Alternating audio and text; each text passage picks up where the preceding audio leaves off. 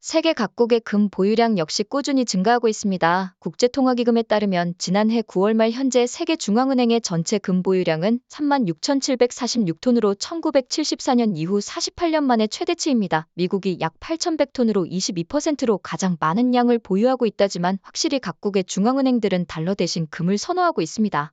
중국은 중앙은행의 직접 보유보다는 금의 해외 유출 억제 쪽으로 국가적인 보유량을 늘려가고 있습니다. 중국에서 생산된 금 수출을 차단하면서 선물 시장에서의 시세는 미국의 그것보다는 조금씩 높은 기조를 유지하고 있습니다. 언젠가는 위안화를 기축통화로 만들겠다는 의지와 무관하지 않습니다.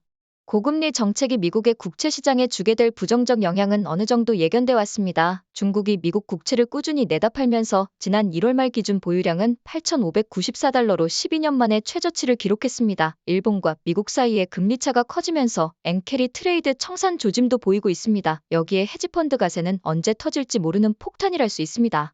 물론 흔들리는 달러 패권의 기조를 미국이 두고만 볼 리는 없습니다. 정치적이든 경제적이든 모든 수단을 강구할 것은 자명합니다. 리비아, 이란, 베네수엘라, 중국 등 미국의 경제 제재를 받아온 국가들의 공통점이 탈페트로달러 시도와 얽혀 있다는 것은 이미 역사적 사실입니다. 사우디 역시 함부로 처신할 수 없는 이유입니다. 세계 경제의 혼란은 안전자산으로서의 달러화의 가치를 올려놓습니다. 몇몇 국가들의 경제적 희생이 동반될 수도 있습니다. 극단적으로는 중동의 정치적 혼란이 달러 패권을 유지하는 데 도움이 될 수도 있습니다. 달러 패권화를 유지하기 위한 미국의 또 다른 전략은 차세대 반도체 지배입니다. 차세대 반도체를 자국 내에서 주도적으로 생산하겠다는 전략을 구사하고 있습니다. 한국과 대만에 대해 자국 내 생산시설 이전을 유인하면서 사실상 기술정보 이전을 압박하고 있는 것은 이를 달러 패권의 문제와 연계하고 있기 때문입니다. 페트로 달러에 이어 세미코노 달러라는 신조어가 생겨날 수도 있습니다.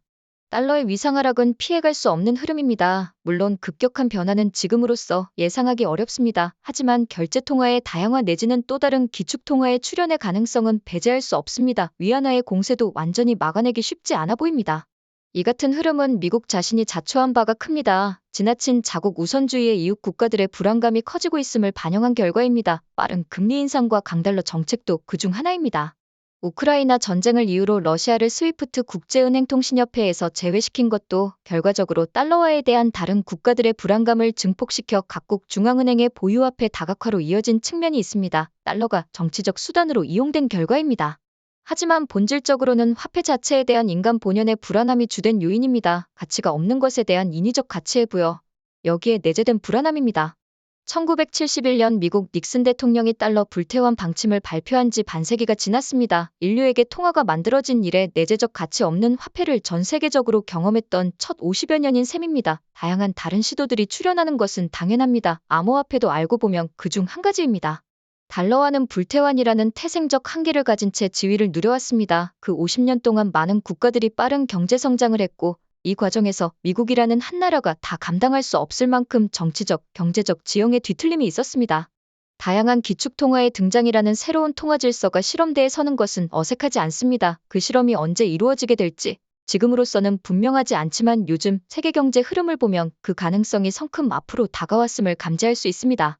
각국 중앙은행들의 CBDC 발행은 더욱 디지털 암호화폐의 기술 진화를 고도화시키는 계기가 될 것입니다. 현재로서는 CBDC를 연결할 수 있는 최고의 기술을 원위 퍼블릭 영지식 증명기술까지 탑재하여 가장 완벽한 디지털 암호화폐로 채택될 수 있을 것입니다. 내일 토요일은 수원교육장에서 원에코시스템의 방향과 비전, 퍼블릭 이전 신청 전산교육 강의를 진행합니다. 많은 관심과 참여 바랍니다. 구독과 좋아요 진심으로 감사드립니다.